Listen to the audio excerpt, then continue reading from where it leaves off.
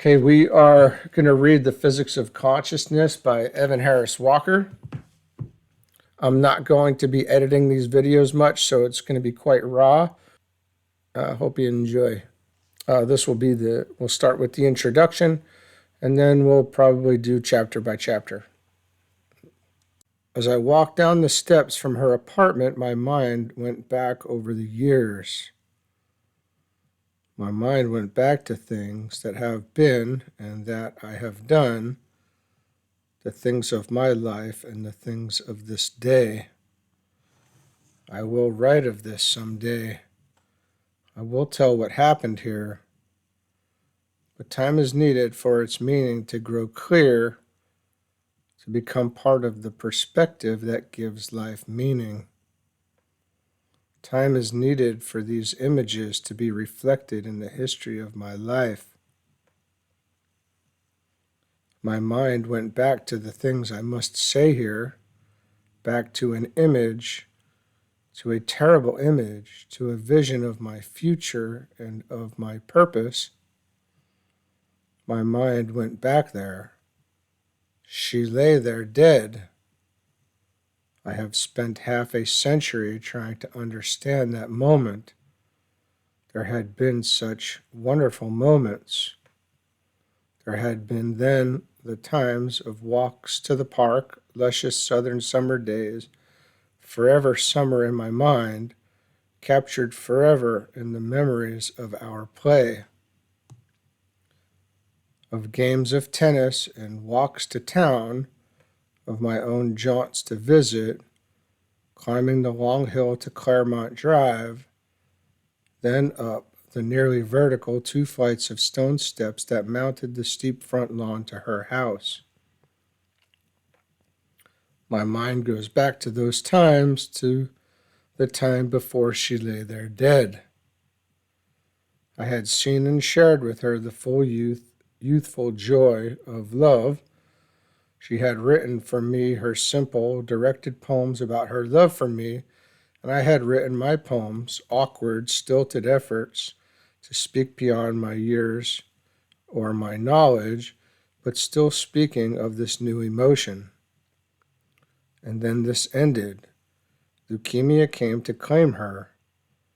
There was a last glimpse through the open door of her hospital room, and she lay there on her last day, and then death closed her eyes.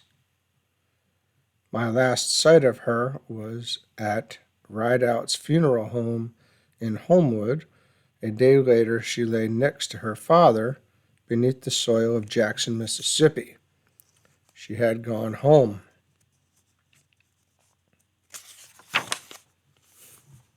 Years have passed, years in which the questions have persisted every day.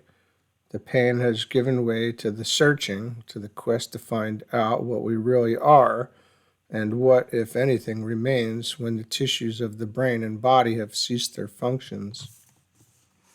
The years have passed and the questions have persisted. Where is home? Is there any home?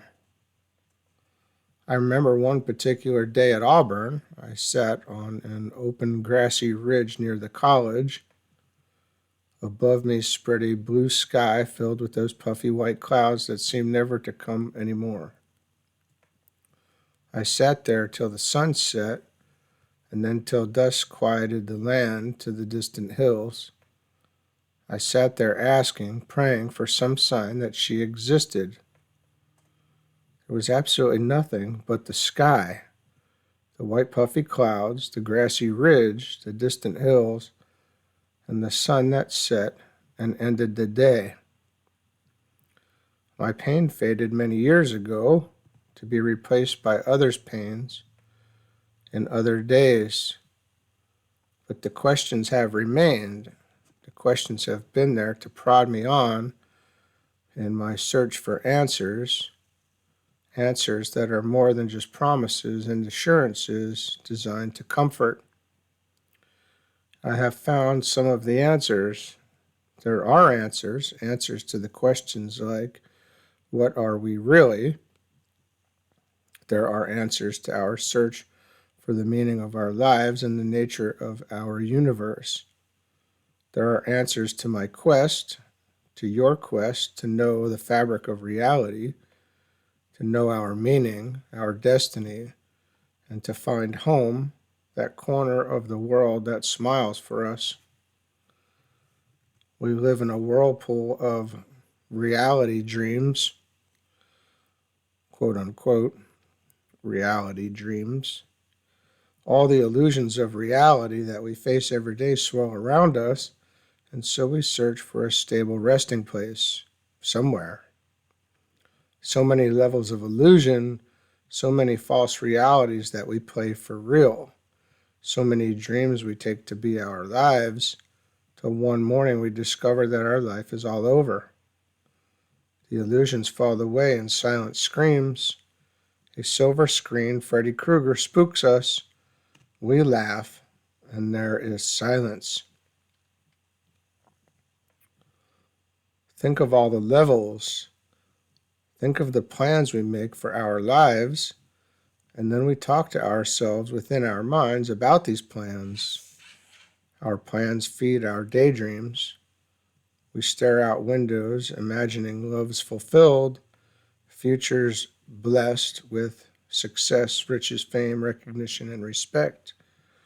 We hope and we build ever more elaborate plans to hide our disillusionment as each hope slips away. Then one day we awaken to find ourselves buying lottery tickets to patch these ludicrous fantasies together as they turn to nothing.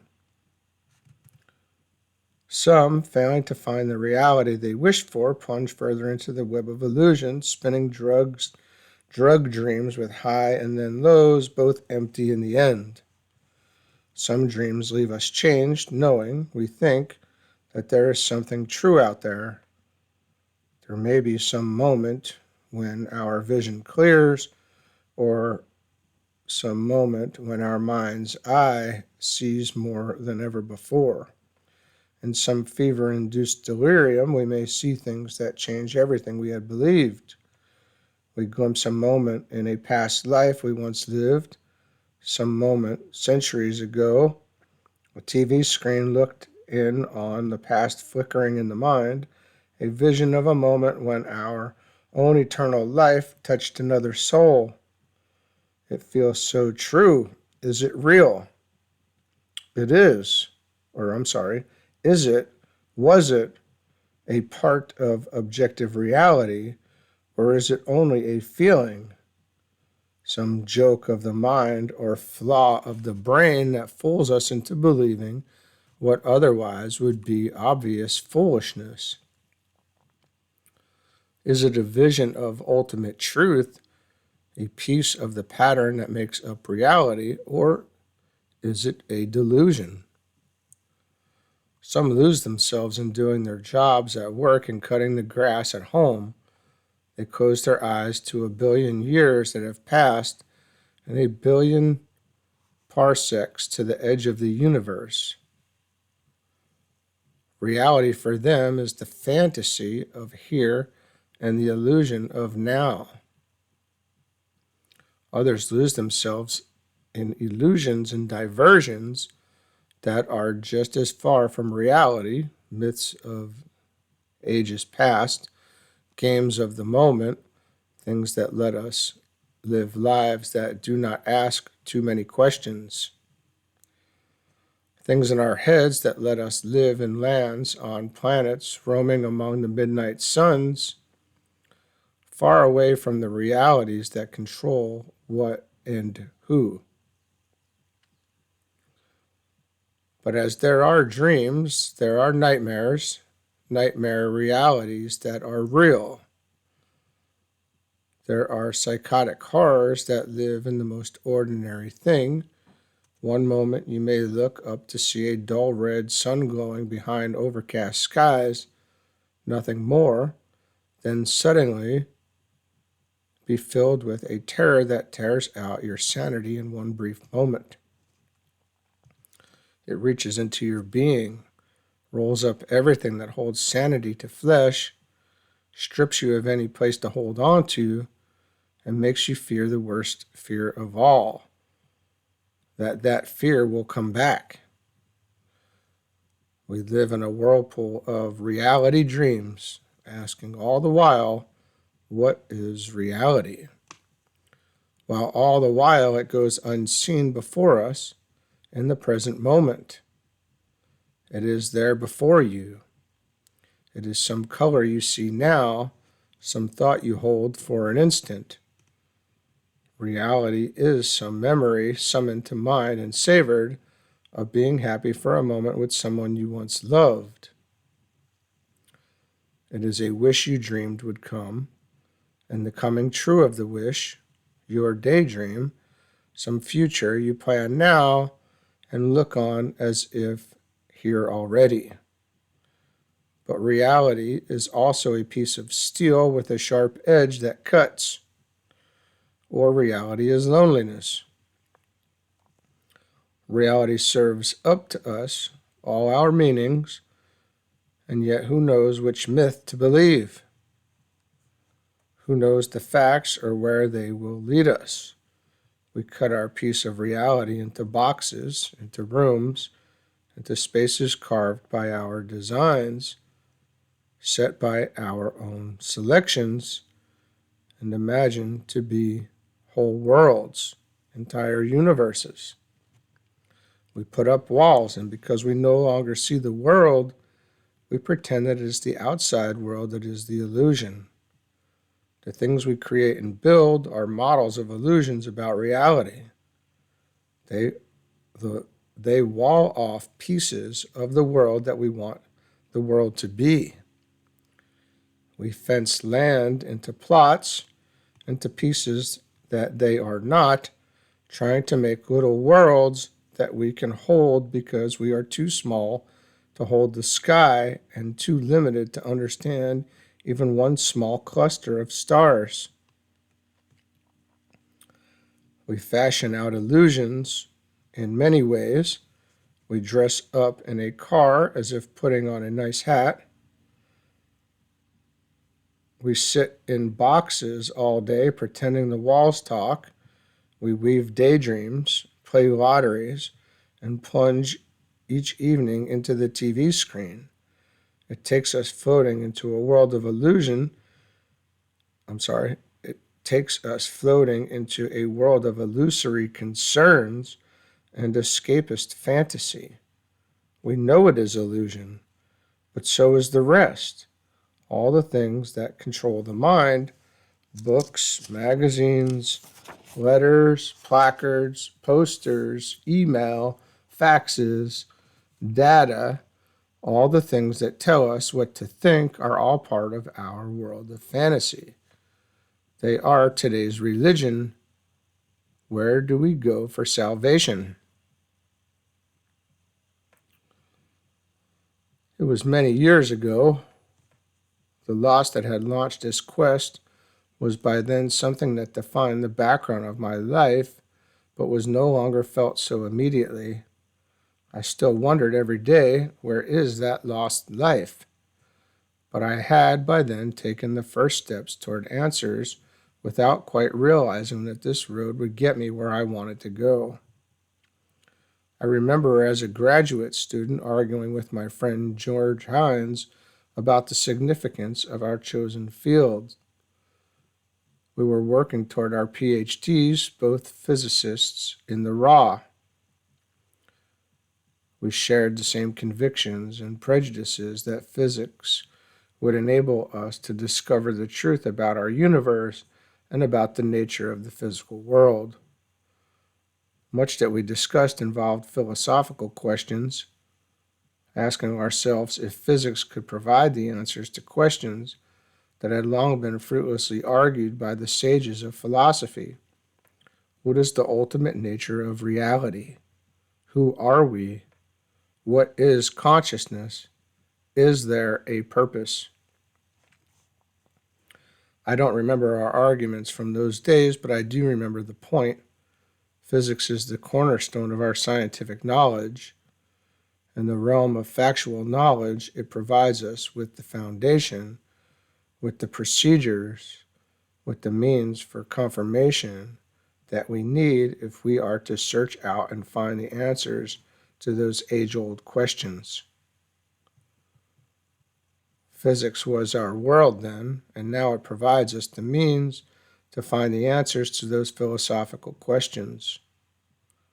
It is the path to understanding what is physically real. It is the path we have to take so that we may discover reality opened up to our vision, naked, like a lovely woman whose beauty and allure are at once mystery and revelation. Physics is the tool we must use to learn about reality, but it has its hazards. If we are not careful, she will ensnare us. If we are not careful, we may begin to believe there is nothing else but this physical reality. But there is a new physics, and with that new physics, a new age. There is a physics now that is finally probing those fundamental questions about reality. We have a journey to travel, a journey of discovery. On our journey, we will be going much further than anything in contemporary physics. We will survey that hard-won sense of an objective physical reality. As we travel, we will peer deeply into the atoms of matter, even into the quarks and leptons of which these atoms are made. We will catch a glimpse of the structure of the universe and of its beginnings in the Big Bang, birth of everything that exists in the material world. But our trip will take us just as far in yet another direction, a direction that probes the fabric of the mind and the ultimate nature of reality. As a tool for understanding our world, physics is powerful and majestic. Physics lets us probe the inner pieces of atoms and see into the interior of stars. It gives us the tools to discover how living things function. It lets us understand the fabric of space and time. And as we will see, it will help us discover how brains unfurl their strange visions of reality. It might seem that questions of art, values, morals, philosophies, and religions lie somewhere outside science and physics, yet even here we will find that the tools of physics will help us understand and probe further into the nature of the world about us and within us. There is in this what seems at first to be a contradiction. The power of the current paradigm of physics and of science generally is found on the principle that nothing exists but objective reality, nothing but the physical world, nothing but pieces of matter. But its power to describe accurately and control the world around us, physics has manifestly overridden all other doctrines and beliefs.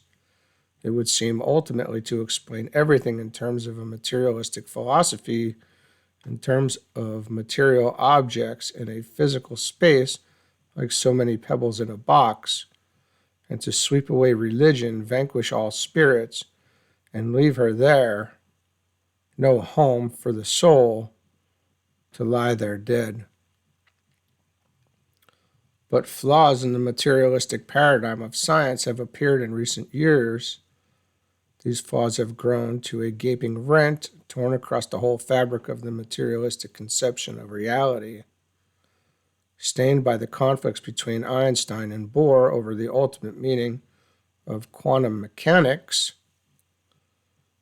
developing in the Einstein-Podolsky-Rosen paradox, subjected to further stress in Bell's theorem, and finally ripped through in recent tests by Aspect in France, the whole cloth of the materialistic picture of reality must now be rejected.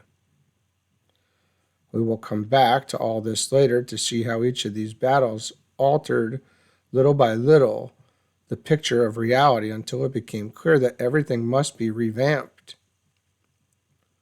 The threads must be picked up again, and the fabric of reality rewoven. But where science, all of it, has failed most, has been in its inability to cope with the question of mind. The question of the nature of consciousness, the doorway to the quantum mind. We as scientists sense a certain inadequacy in our efforts to understand what consciousness is. We recognize that we are reaching for something, we strain to understand it, yet we find that our best efforts to catch that essential substance of life are inadequate. It has eluded science. In Broca's brain, Carl Sagan catches that feeling, that sense of mysteries unsolved, mysteries as elusive now as the dawn of time. I'm going to read this part about Broca's brain that is setting down below here. And here was Broca's brain floating in formalin and in fragments before me. I could make out the limbic region that Broca had studied in others. I could see the convolutions on the neocortex. I could even make out the gray-white left frontal lobe in which Broca's area resided, decaying and unnoticed in a musty corner of a collection that Broca had himself begun. It was difficult to hold Broca's brain without wondering whether in some sense Broca was still in there. His wit, his skeptical mien, his abrupt gesticulations when he talked, his quiet and sentimental moments. Might there be preserved in the configuration of neurons before me a recollection of the triumphant moment when he had argued before the combined medical faculties and his father, overflowing with pride, on the origins of aphasia? A dinner with his friend Victor Hugo, a stroll on the moonlit autumn evening, his wife holding a pretty parasol along the Quai Voltaire and the Pont Royal. Where do we go when we die? Is Paul Broca still there in his formalin-filled bottle? And yet the mystery held tightly in his hand and spoken eloquently on his tongue, Sagan misses the lesson that this mystery has to teach us. Might it be possible at some future time when neurophysiology has advanced substantially to reconstruct the memories or insights of someone long dead? And would that be a good thing? It would be the ultimate breach of privacy, but it would also be a kind of practical immortality because, especially for a man like Broca, our minds are clearly a major aspect of who we are. But Carl Sagan never held Broca's mind, Paul Broca's mind. He sensed the existence of something more than the brain's gray mass stuffed in formalin, more than the convolution on the neocortex, more than a collection of branching neurons. And perhaps he realized that Paul Broca was more than his memory traces, more than the abrupt gesticulations by which he might be recognized when he talked.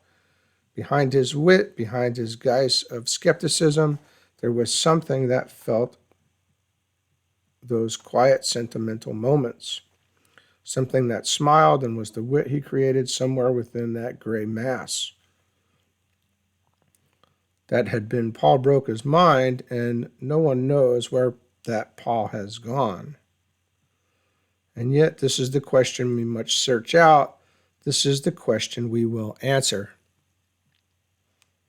What I want to do in this book is to tell you some of the answers that I and others have found in recent years as directly and simply as I can. But in order to understand these answers, it is necessary to know what the current and past conceptions of reality are. To advance to a new scientific understanding requires acquaintance with the images, the words, and terms, and the errors and strengths of past knowledge. Thus, what I offer here is a sequence of pictures showing a progression of steps in comprehending our place, not just in the universe, but in the fabric of reality itself. These steps will lead us through a doorway, will lead us to the quantum mind. These are images that begin with the dawn of mankind and that evolve step by step into the modern age of science. We view primitive gods of rock and wood, a world of person and God, a clockwork universe, quantum atoms, space-time, and then something beyond. Many books in recent years have shown pictures of nature drawn from the pages of modern science, pictures of the new physics, and even some speculation about what lies behind the closed doors to the future. We, however, will unlock those doors and peer into the rooms beyond. We will look at the very heart of reality, beyond the edges of Einstein's curved space, beyond the quantum jumps of atoms and molecules, beyond quarks and leptons, and before the beginning of time. We will see what space and matter are made of and what consciousness is, and we will view the power of the mind. We will gaze through an open doorway, looking beyond the lifeless forms that our lives have become, looking beyond into the very face of God. So that's the introduction, and we'll pick up with chapter 1 here soon.